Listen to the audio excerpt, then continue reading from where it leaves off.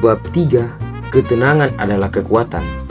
Lalu, apa yang terjadi jika seseorang benar-benar menerapkan stoicisme?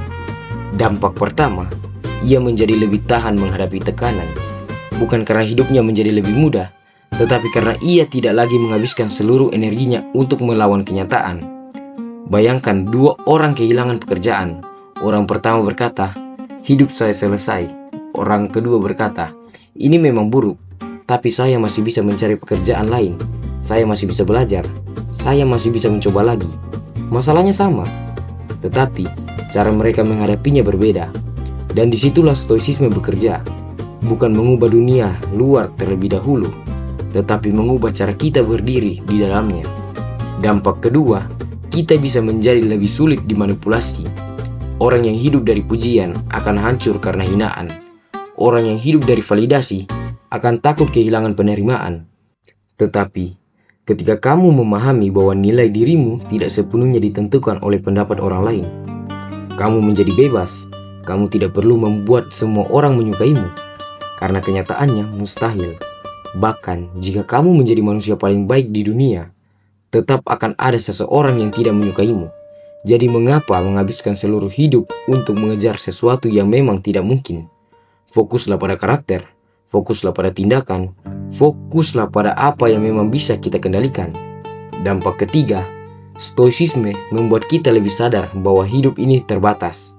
Dan ini mungkin bagian yang paling dalam. Kita sering hidup seolah-olah memiliki waktu tanpa batas. Kita berkata, nanti saya mulai, nanti saya berubah, nanti saya meminta maaf, nanti saya mengejar impian saya. Padahal, tidak ada yang menjamin kata nanti. Marcus Aurelius adalah salah satu tokoh yang terus mengingatkan dirinya mengenai kefanaan hidup. Bukan untuk membuat dirinya takut, tetapi untuk membuat dirinya sadar bahwa hidup ini sementara. Uang bisa hilang, jabatan bisa hilang, popularitas bisa hilang, hubungan bisa berakhir, orang yang kita cintai bisa meninggalkan kita, dan suatu hari kita sendiri akan mati.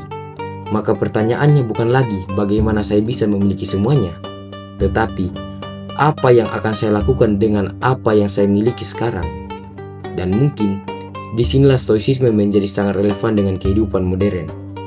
Karena meskipun kita hidup ribuan tahun setelah Zeno, masalah manusia masih sama. Kita masih takut ditolak, masih takut gagal, masih takut marah ketika dihina, masih cemas terhadap masa depan, masih menyesali masa lalu, dan masih mencoba mengendalikan sesuatu yang sebenarnya tidak bisa kita kendalikan.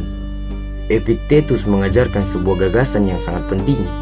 Bukan kejadian semata yang mengganggu manusia, tetapi penilaian manusia terhadap kejadian tersebut.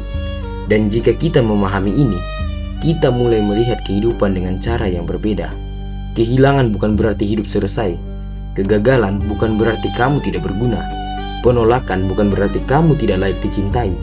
Kritik bukan berarti kamu tidak berharga. Semua itu adalah kejadian. Dan setelah kejadian itu terjadi, masih ada satu hal yang tersisa, yaitu pilihanmu. Tokoh-tokoh yang menjalankan stoicisme. Dan sekarang, mari kita lihat beberapa orang yang benar-benar menerapkan pemikiran stoik dalam kehidupan mereka. Yang pertama, Zeno dari Citium. Dialah orang yang meletakkan dasar stoicisme. Kehilangan harta tidak membuatnya berhenti hidup. Justru dari kehilangan itu, ia menemukan jalan menuju filsafat. Yang kedua, Seneca. Ia hidup dekat dengan kekuasaan, memiliki kekayaan, memiliki pengaruh. Namun tulisannya justru membahas bagaimana manusia harus menghadapi kekayaan, kehilangan, kematian, dan ketenangan jiwa. Yang ketiga, Epictetus. Ini mungkin salah satu contoh yang paling menarik. Ia lahir sebagai budak, tetapi status sosial tidak menghentikannya untuk menjadi seorang filsuf dan guru. Ia mengajarkan bahwa kebebasan sejati tidak hanya berbicara tentang apa yang terjadi di luar tubuh kita, tetapi tentang bagaimana kita mengendalikan pikiran dan respon kita. Dan yang terakhir, Marcus Aurelius. Seorang kaisar Romawi. Ia memiliki kekuasaan yang mungkin bahkan tidak bisa dibayangkan oleh kebanyakan manusia. Tetapi ia tetap menghadapi perang, penyakit, politik, kehilangan, dan kematian. Dan di tengah kekuasaan sebesar itu, ia terus mengingatkan dirinya sendiri untuk menjaga pikirannya dan karakternya. Menarik bukan? Seorang budak, seorang negarawan, seorang pedagang, dan seorang kaisar. Mereka hidup dalam keadaan yang sangat berbeda, tetapi mereka memiliki satu kesamaan. Mereka memahami bahwa manusia tidak akan pernah benar-benar bebas jika pikirannya masih diperbudak oleh hal-hal yang tidak bisa ia kendalikan. Penutup, jangan kendalikan dunia, kuasailah dirimu. Jadi, apa sebenarnya stoicisme? Apakah stoicisme berarti menjadi dingin? Jawabannya tidak. Apakah berarti tidak boleh sedih? Jawabannya juga tidak. Apakah berarti kita harus menerima semua keadaan tanpa melakukan apa-apa? Sekali lagi jawabannya adalah tidak. Stoicisme adalah tentang memahami batas, apa yang bisa saya kendalikan dan apa yang harus saya lepaskan. Kamu tidak bisa mengendalikan siapa yang menyukaimu, tetapi kamu bisa mengendalikan bagaimana kamu memperlakukan mereka. Kamu tidak bisa mengendalikan masa lalu, tetapi kamu bisa menentukan apa yang akan kamu pelajari darinya. Kamu tidak bisa mengendalikan hasil dari setiap usaha, tetapi kamu bisa mengendalikan seberapa serius kamu berusaha. Kamu tidak bisa mengendalikan kapan seseorang pergi, tetapi kamu bisa memilih bagaimana kamu melanjutkan hidup setelah kepergiannya.